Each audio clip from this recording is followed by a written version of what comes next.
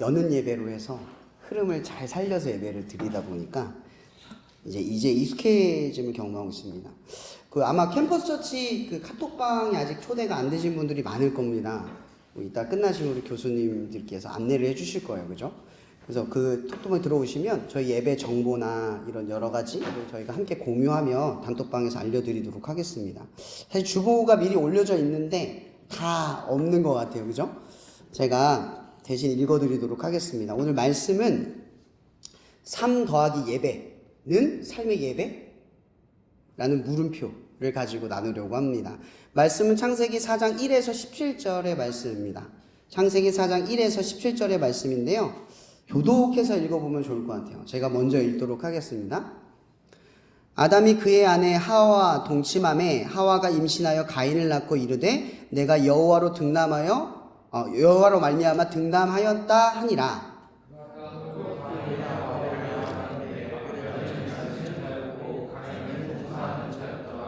세월이 지난 후에 가인은 땅의 소산으로 제물을 삼아 여호와께 드렸고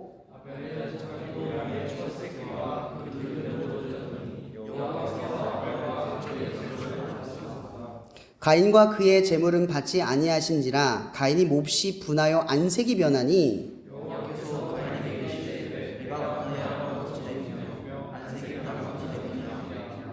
내가 선을 행하면 어찌 낫을 들지 못하겠느냐. 선을 행하지 아니하면 죄가 문에 엎드려 있느니라. 죄가 너를 원하나 너는 죄를 다스릴지니라.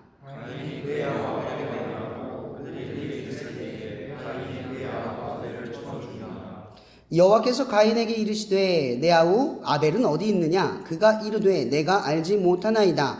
내가 내 아우를 지키는 자니이까.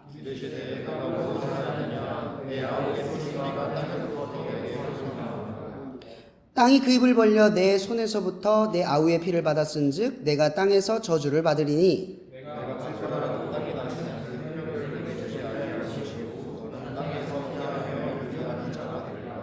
가인이 여호와께 아뢰되 내 죄 벌이 지기가 너무 무거우니이다.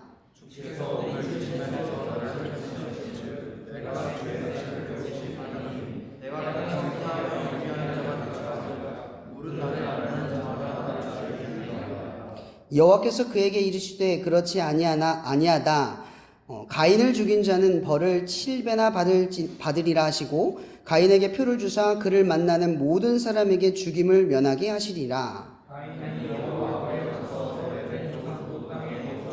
다 함께 읽겠습니다. 아내와 동침함에 그가 임신하여 에녹을 낳은지라. 가인이 성을 쌓고 그의 아들의 성을 이름하여 에녹이라 하니라.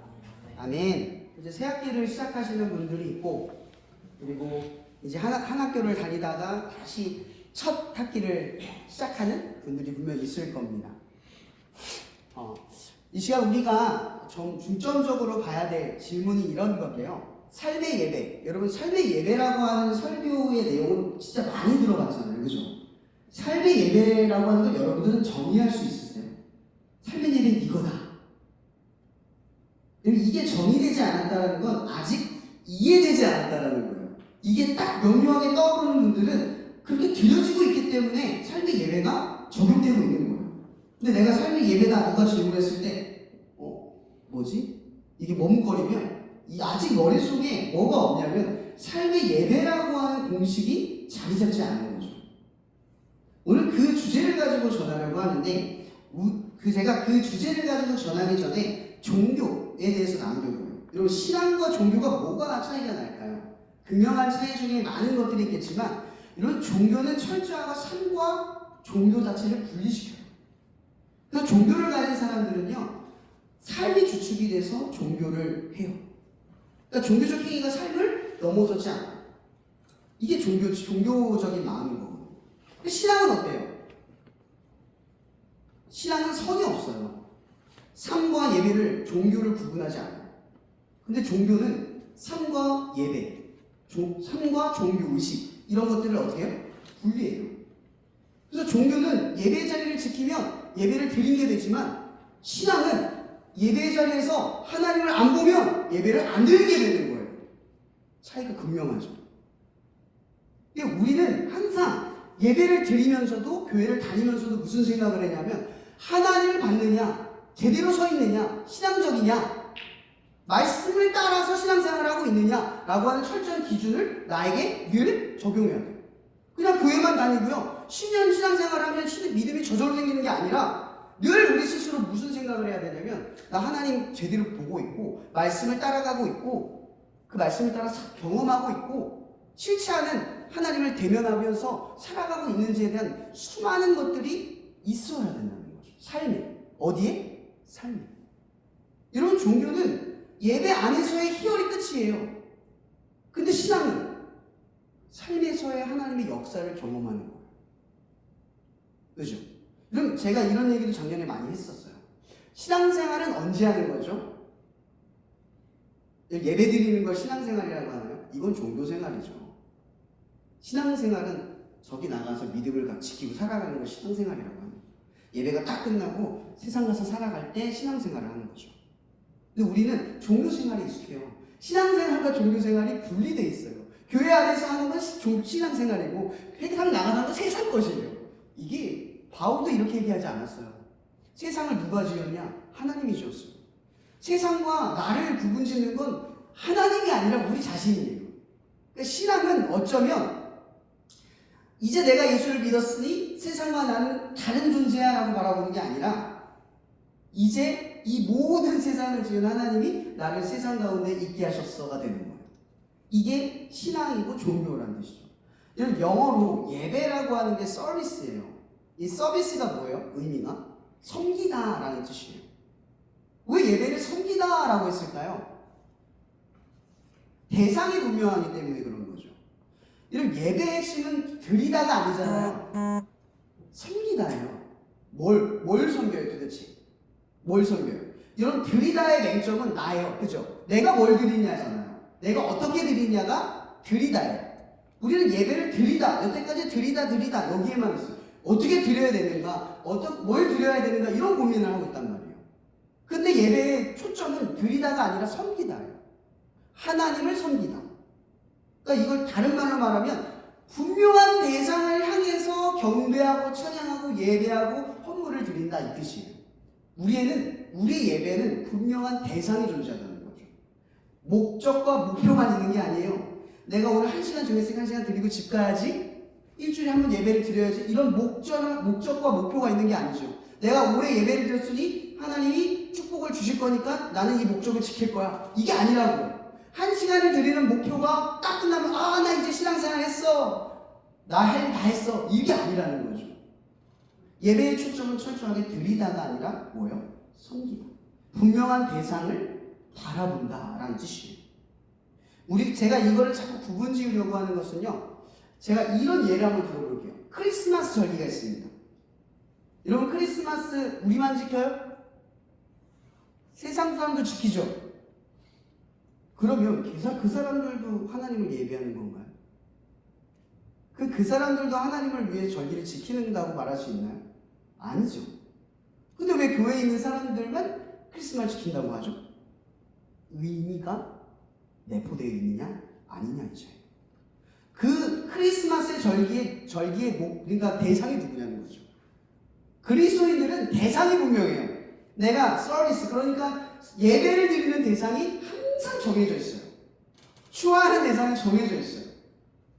하나님을 위한 어떤 신앙생활이든 항상 목적이 고정되어 있다는 거죠. 나의 현혹이 아니라 나를 거치지 않고 하나님을 먼저 본다는 거예요. 이게 예배의 핵심이라는 거죠. 그래서 제가 여러분들에게 자꾸 강조하는 게 뭐냐면 예배는 지킨다가 아니라 섬기다 이거예요. 하나님을 섬긴다. 오늘 여러분들은 하나님을 섬기러 온 거예요. 이 섬긴다는 의미는 하나님 뭔가를 한다라는 의미가 아니라 지금 한 거예요. 찬양하고 예배하고 기도하는 거 하나님을 위해 한 거예요. 이게 섬긴다. 근데 여러분들이 하나님을 섬기지 않고 지키고 갔다가 되면 예배를 안 지킨 거예요. 예배를 하지 않은 거예요. 제가 이걸 구분 지으려고 하는 이유가 바로 뭐냐면 바로 이거예요. 여러분 제가 요한복음에서 4장 23절을 자주 인용해요. 여러분 종교는 진짜 예배가 중요해요. 예배를 방해하면 틀리면 난리 나죠. 종교는 예배가 중요하니까. 근데 성경에서 요한복음 4장 23절에 뭐라고 말합니까? 예배가 중요하다고 말해요. 하나님께서 영과 진리로 드리는 예배자가 중요하다는 거죠. 여러분이 중요한 거예요. 지금 여기 있는 이 예배가 중요한 게 아니라 여러분. 하나님은 인격적 대상입니다. 여러분들의 예배는 지금 인격적이지 않은 하나님을 그냥 예배하고 가는 자리가 아니라 오늘 정확하게 하나님을 대면하고 바라보는 관계적인 상태에서 이 예배를 드리고 있는 거예요. 지금 여러분들은 제 말씀을 듣고 있지만 제 이야기를 듣는데 핵심을 두는 게 아니라 이 얘기를 통해서 하나님 내게 무슨 얘기를 할까 하고 인격적인 대면을 하고 있는 거예요. 저는 단지 통로일 뿐인 거죠. 그럼 여러분들은 지금 계속해서 하나님을 생각하고 찾고 그런 과정 속에서 예배를 지속하고 있는 거죠. 근데 예배에는 방심이 없어요. 계속 예배를 드리는 거죠. 그럼 제가 이런 얘기를 하는 이유는 뭐냐면 바로 이거예요. 예배는 관계적이다. 이런 얘기를 하려고 하는 거죠. 예배는 관계적이다. 인격적인 관계를 배제한 상태에서 드릴 수 없다. 이 뜻이에요. 이 하나님은 분명히 여러분들과 함께 하셨고 그 진리이신 하나님은 자기 자신을 명명하여 이렇게 정의하셨습니다. 요한일서죠. 하나님은 뭐예요? 사랑이시다. 여러분 사랑이 뭐예요? 혼자 할 수 있는 걸 사랑이라고 하지 않아요. 최소 둘 이상이 돼야 사랑이라고 이야기해요.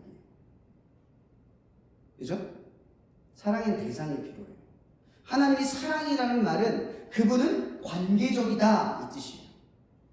하나님은 누구에게나 관계적으로 다가간다. 하나님은 모든 일에 관계적으로 역사하신다. 하나님 모든 이 종교적 이 의식일지라도 이 종교적 의식 안에서 관계적으로 만나고 계신다. 이 뜻이라는 거죠. 그것이 바로 신앙생활이야. 여러분 신앙생활 하나님을 위해 산다. 하나님의 영광을 위해서 뭔가를 한다. 이 뜻이 뭐예요? 그분이 그걸 하면 기뻐해서 좋아해서 하는 거예요? 아니요. 여러분과 하나님의 관계가 사랑의 인격적인 관계로 맺어져 있어요. 근데 우리가 하나님을 사랑하는 이유가 뭐죠? 사랑해야 될 이유가 뭔지를 먼저 물어봐야겠죠. 왜 사랑해야 하죠?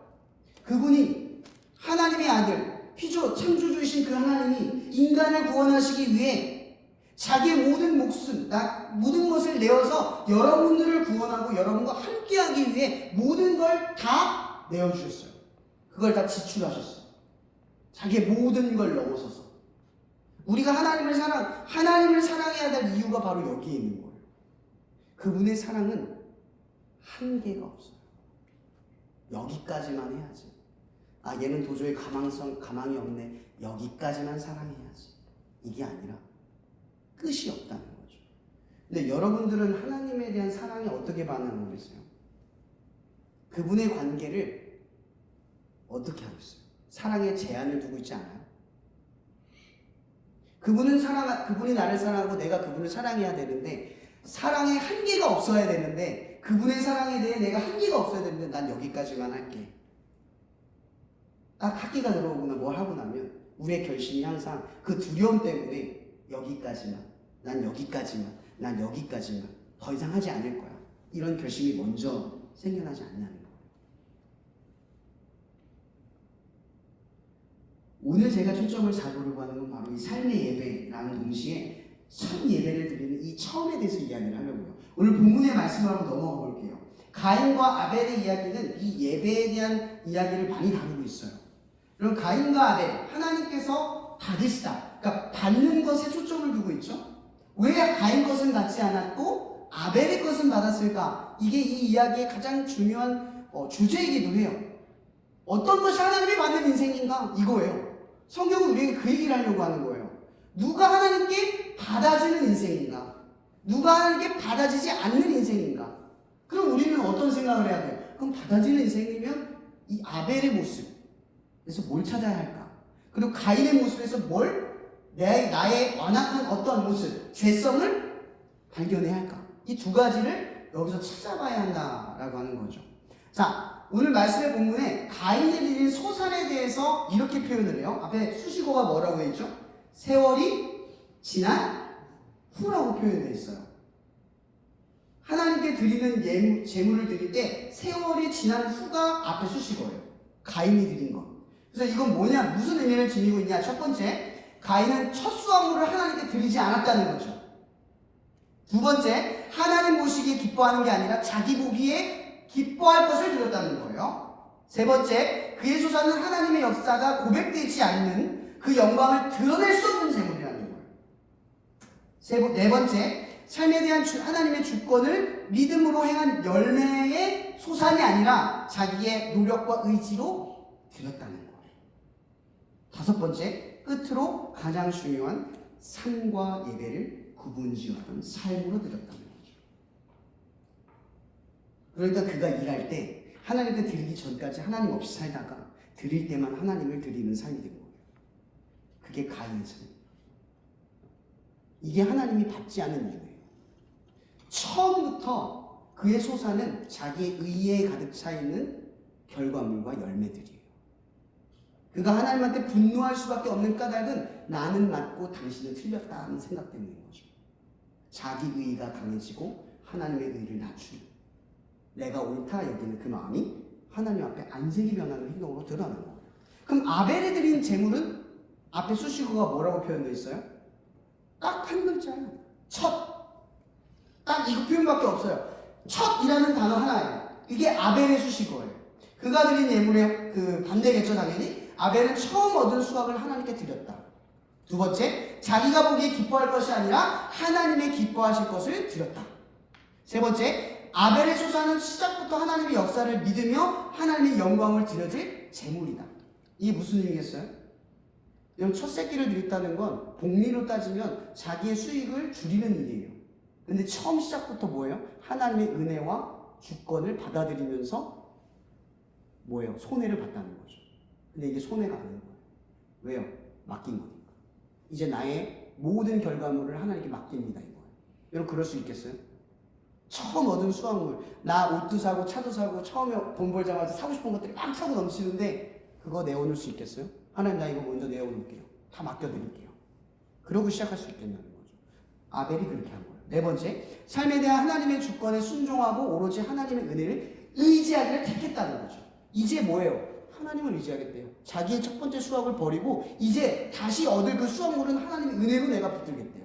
이러기 쉽지 않아요. 다섯 번째, 끝으로 가장 중요한 삶과 예배를 합쳤다는 거죠. 구분짓지 않았어요. 그걸 합쳤어요. 그러니까 하나님께 예배를 드리는 것도, 하나님을 예배를 드리기 위해 살아가는 삶도 다 뭐예요? 하나님을 위해 살아가기로 마음먹었다는 거죠. 이게 아벨의 첫이라는 수식어고 가인의 세월이 지난 후라는 수식어예요. 로마서에서는 이신칭이라는 말이 있어요. 좀 어려운 단어지만 오직 믿음으로 구원을 받는다는 뜻이죠. 여러분, 여기서 믿음으로 구원을 받는다는 게 마음의 결심을 의미하는 게 아니죠. 나 예수 믿기로 마음 먹었어요. 이걸 구원받았다라고 하는 게 아니에요. 근데 우리는 이걸 뭐로 생각하냐면 구원받았다라고 생각을 해요. 이런 마음의 결심 정도의 따위가 구원의 결실이 아니에요. 이걸 착각해서는 안 돼요. 물론 대단한 결심, 그 결심의 정도를 누구도 파악할 수는 없어요. 그러나 우리는 이 정도의 마음가짐을 가지고 예수의 죽음의 가치를 구원으로 연결 지으면 안 된다는 거예요. 그분의 죽음은 그렇게 하찮지가 않아요. 분명한 대가를 치러준 거거든요. 요한복음 14장 6절에 보면 나는 길이요 진리요 생명이라는 말이 나와요. 여러분, 이걸 빗대어 말할게요. 길의 의미란 뭐예요? 예수가 가신 길에 구원이 있다, 이 뜻이에요. 그럼 진리는 뭐예요? 진리를 심으면 진리가 나아요. 그러니까 여러분의 삶에 좋은 씨앗을 심으면 좋은 열매가 나듯이 진리를 붙들고 살면 진리의 결실이 맺어진다, 이 뜻이에요. 그걸로 우리의 구원을 안다는 거죠. 끝으로 생명이란 당연히 뭐예요? 예수의 죽으심을 통해서 우리가 구원을 얻었다, 이 뜻이에요. 그럼 이걸 합치면 뭐예요? 예수가 나를 위해 죽어서 내가 구원을 얻었다라는 믿음뿐만 아니라 그분의 길을 걷는 것과 그분의 진리를 붙드는 것, 이 모두가 포함이 되는 것이 뭐예요? 구원이라는 거예요. 그러니까 가인의 착각은 이거예요. 내가 적당한 마음가짐으로 내가 하나님을 믿고 있으니 나는 구원받은 인생이야, 이렇게 바라본 거고, 아벨은 뭐예요? 그 마음이 내가 구원받을 그 가치를 결코 에서의 팥죽의 그릇 그 편하지 않는 소중한 마음으로 다루면서 바라봤다는 게 의미라는 거죠. 이런 구원의 가치는 결코 팥죽 한 그릇의 가치가 아니에요. 여러분들이 얻어야 할 구원의 가치는 예수 그리스도의 죽음을 통해서 얻은 가치라. 그런데 우리는 마음의 결심의 정도를 가지고 구원을 얻을 수 있다는 착각을 가지면 안 돼요. 그러니까 삶과 예배를 분리하고 나는 예배를 드릴 때 예배만 드릴게, 이 예배만 갈게, 저 예배만 할게, 예배를 드릴 때 이것만 할게, 난 더 이상은 하지 않을 거야, 이런 식의 예배가 아니라 삶과 예배를 합치면서 내가 하나님께 뭘 더 드릴 수 있을까, 내가 하나님께 무엇을 더 드려야 할까, 이것을 고민하며 분투하며 싸우는 인생이 되어야 한다는 거예요. 이게 예배를 드리는 사람들의 마음가짐이라는 거죠. 그래서 예수님께서는 우리에게 한 단어를 주세요. 그게 뭐예요? 회개라는 단어예요. 회개는 우리가 마음의 결심으로부터 늘 하나님께 드리지 못하는 우리의 상태를 위해 주신 거예요. 늘 돌이켜 다시 원래의 지점으로 돌아가서 다시 하나님께 마음의 방향을 고치고 달려가는 거.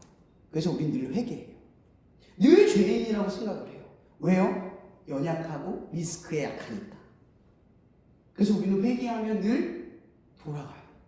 그리고 다시 나의 방향을 수정하고 선택해요. 그 반복을 놓치지 않아요. 계속 우리는 반복을 해요. 예수님께서는 이런 말을 해요. 너희는 내가 명하는 대로 행하면 곧 나의 친구라. 이 친구라는 말, 저는 이 유유상종이라는 말을 자주 사용하거든요. 아이들한테 설명을 할 때. 이런 가끔 학부모님들 얘기하다 보면 우리 애는 착한데 나쁜 친구를 만났다고 얘기하는 경우가 있어요. 근데 저는 객관적이잖아요. 저는 또이또이라고 늘 생각해요. 좋은 놈이 나쁜 놈 안 만나요.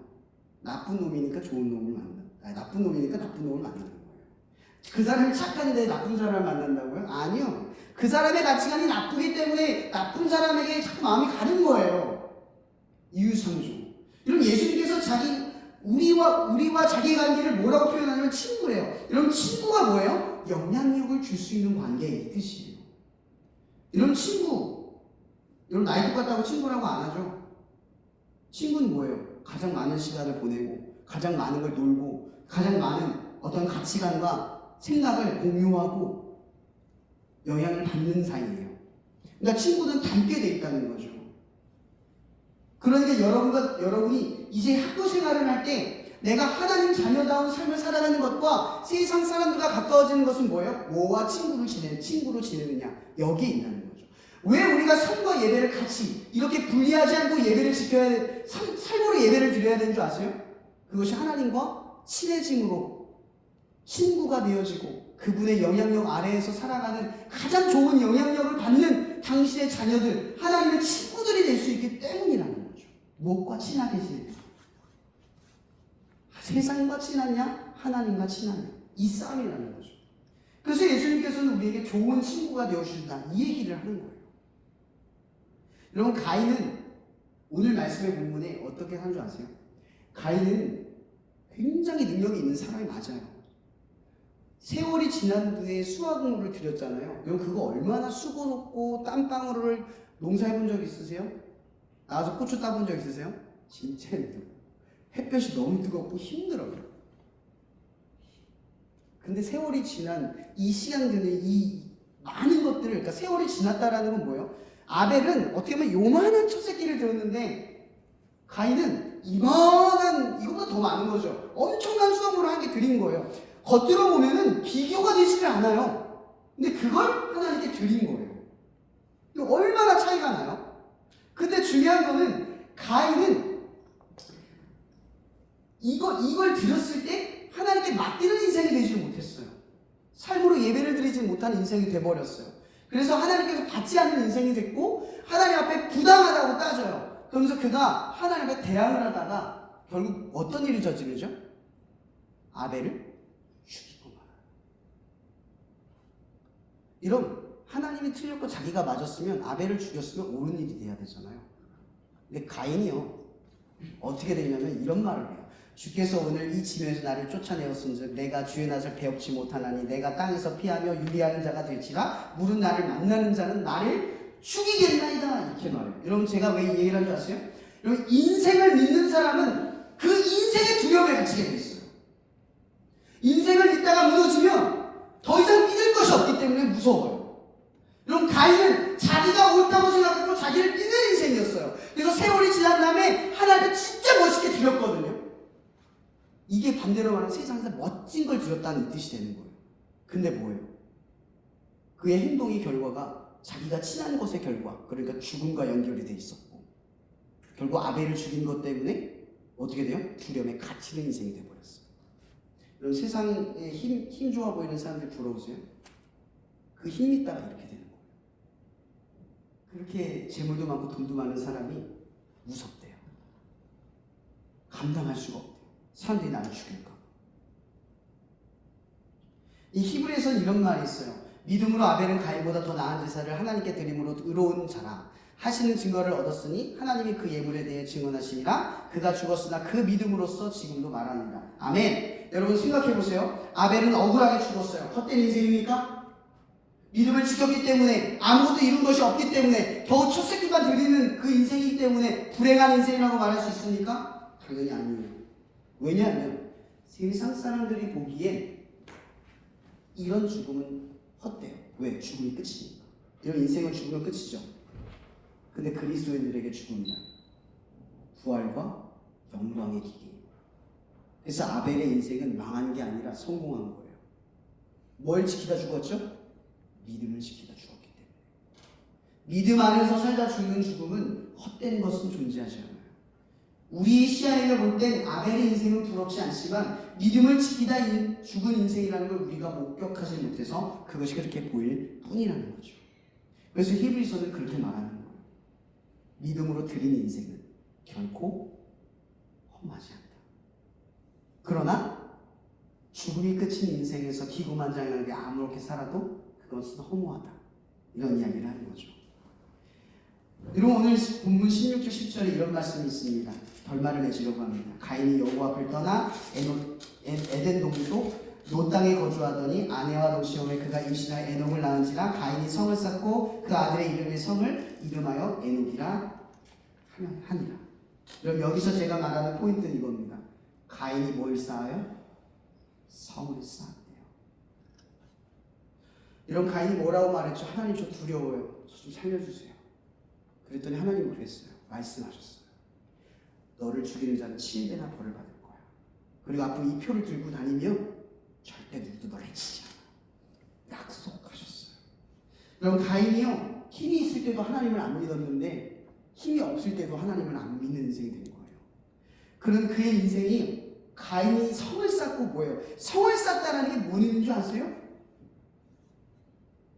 사람들과 벽을 지고 두려움에 갇혀 살았다는 뜻이에요. 평생을 두려움 가운데 살았다는 거예요. 인생을 의지한 그의 결과가 두려움이 있었다는 거죠. 여러분, 전도서 12장 1절 말씀을 봉독하겠습니다. 반주하세요. 너는 청년의 때에 너의 창조주를 기억하라. 곧 곤고한 날이 이르기 전에 나는 아무 낙이 없다고 할 때에 그 해들이 가까이 전에. 전도서는 모든 걸 누려본 사람입니다. 그런 그가 인생의 위기를 경험하기도 전에 청년들을 향해 이렇게 말합니다. 여러분, 청년들이죠, 힘이 있고 능력도 있고 시간도 많고 기회도 많아요. 근데 그런 것들을 늘 믿고 살아가는 인생이 되면 습관이 되고 삶이 되고 그것이 여러분의 모든 친구와 닮아가는 삶의 모든 것들이 되버려요. 처음부터 무엇을 선택하느냐, 무엇과 닮아가느냐가 지금 여러분들의 삶의 시점에 있어요. 대학 시절, 이제 20살이 되어서 성이 되는 여러분들, 그 처음부터 첫 세기부터 드리는 인생이 되기를 바랍니다. 세월이 지난 다음에 하나님께 드리는 인생은 세월이 지나도 드리지 않는 인생이 되어버립니다. 결국 인생을 잃어버린 삶의 결과는 그 죽음이라는 문턱 앞에서 허무한 것으로 결말을 맺습니다.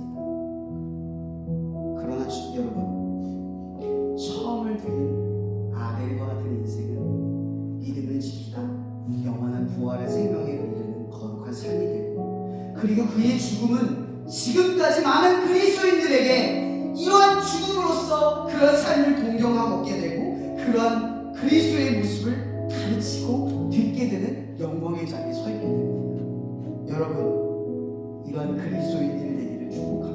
우리가 다 함께 기도했으면 좋겠습니다. 다시 기도할 때는 하나님 우리의 처음을 지금 드리려고 합니다. 혹시나 내가 지금 하나님 나는 이것 때문에 여기까지밖에 못할 것 같아요. 하나님 나는 지금 여기까지만 생각했어요. 나는 이것은 손해라고 생각합니다. 하나님 나는 이 정도만 믿고 살아갈래요. 하나님 나는 여기까지만 지키고 살아갈래요. 그렇게 삶과 예배를 구분한 것이 있습니까? 하나님의 사랑을 따라가는 게 아니라 하나님의 사랑의 한계를 정해두고 나는 여기까지만 하나님 사랑할게요 라고 하는 그 종교심이 우리 안에 있는 것은 아닙니까? 우리가 다시 한번 기도할 때 하나님 우리에게 가인의 모습을 깨닫게 하시고 우리에게 아벨의 결단을 일어날 수 있게 해달라고 이 시간 주여 한번 부르며 기도하며 나갔으면 좋겠습니다. 기도하시겠습니다. 주여 하나님 우리는 연약하고 그리고 이 세상의 어려운 가운데 살아가기에 너무나 부족합니다. 하나님 이제 새 학기를 시작하고 이제 1학년이 되어서 2학년을 왔습니다. 하나님 내가 어디까지 하나님을 향해 살아갈지 나는 여전히 적당한 종교심으로 삶과 예배를 분리해 두고 삶과 예배를 나누어 두고 나는 여기까지만 나는 이것만 저것만 그렇게 하나님 앞에 나서기로 결단하는 그 어리석은 마음이 우리 안에 자리 잡고 있는 것은 아닌지 생각합니다. 우리는 예배를 드리는 그리스도인들도 다윗처럼 세월이 지나고 그러니까 하나님과 관계없이 살아가다가 하나님께 드리는 그렇게 일주일에 한 번 아니면 하나님 찾아갈 순간에 그냥 종교적으로 드리는 그런 믿음 생활을 한 것은 아닌지 생각합니다. 우리의 삶에 하나님의 주권을 맡겨드리고 하나님의 역사를 경험하고 하나님을 의지해서 하나님이 책임져 주시는 삶의 경험을 하는 인생인지 아니면 인생을 믿다가 죽음이라는 두려움 앞에 막상 섰을 때 아무것도 하지 못하고 그냥 성에 갇혀 사는 그런 가인과 같은 삶인지 우리 다시 한번 생각해보게 되는 것이죠. 이 시간 우리를 회복하여 주시고 우리의 결단하는 마음이 겨우 마음을 먹는 정도가 아니라 길과 진리와 생명이 되시는 예수 그리스도를 쫓는 인생 되게 하여 주시옵소서. 우리 한 가지 더 두고 기도했으면 좋겠어요. 그럼 여러분은 부르심을 받는 자들입니다. 하나님 지금 여러분들의 삶을 축복하실 때 여러분들의 잘되는 인생이 되기 위해 축복하시는 것이 아니라 여러분이 잘되어서 하나님의 나라와 영광을 위해 쓰임받을 수 있는 그런 존귀한 자녀로 그러니까 아벨처럼 선예물을 드려 평생 사람들에게 기억되고 하나님의 통로가 되고 하나님의 말씀을 인도하는 자가 되고 하나님의 축복을 흘러가게 만드는 그러한 존재로 우리를 부르셨으면 믿습니다. 이 시간 다시 한번 기도할 때 주님 하나님 우리의 삶만 두고 기도하는 것이 아니라 이 교통된 중도 캠퍼스에 아직 예수를 알지 못하고 하나님의 사랑을 전해야 하는 그 소중한 영혼들을 위하여 우리의 삶을 쓰임받게 해달라고 비록 우리는 연약하고 위험 앞에서 너무나 나약한 존재이지만 하나님 그때마다 우리를 사용해달라고 이 시간 우리 다시 한번 주의 한번 부르며 기도했으면 좋겠습니다. 기도하시겠습니다. 주여 하나님 우리의 삶을 살아가기에도 봉사합니다. 하나님 우리는 우리의 삶을 지켜내기도 봉사합니다. 그러나 주님 우리를 그만한 인생만 살아가지 못지 않습니다. 나의 삶을 통하여서 비록 첫 새끼만 드리는 정말 보잘것없는 것을 드리는 인생일지라도 하나님의 자녀가 되어서 하나님의 통로가 되어서 아벨처럼 사람들에게 하나님을 믿을 통로가 되고 하나님의 영광의 통로가 되고 하나님의 사랑을 전하는 통로가 될 수 있게 하여 주시옵소서. 비록 우리가 첫 새끼를 드리는 인생일지라도 우리의 삶을 통하여 하나님의 영광이 흘러넘치기를 원합니다. 우리를 축복하시고 우리를 기억하여 주시옵소서. 이 시간도 우리를 사랑하시는 하나님의 그 놀라운 사랑 그 무엇으로도 형용할 수 없는 그리스도의 은혜와 지금 삶과 예배를 함께 드리기 위해 앞으로 이 충주대학 이 한국교통대 충주 캠퍼스를 살아낼 당신의 자녀 머리머리 위에 언제나 함께 하시고 친구가 되어 주셔서 좋은 친구의 영향력 아래에 살아갈 수 있기를 예수 그리스도 이름으로 축원하며 기도합니다.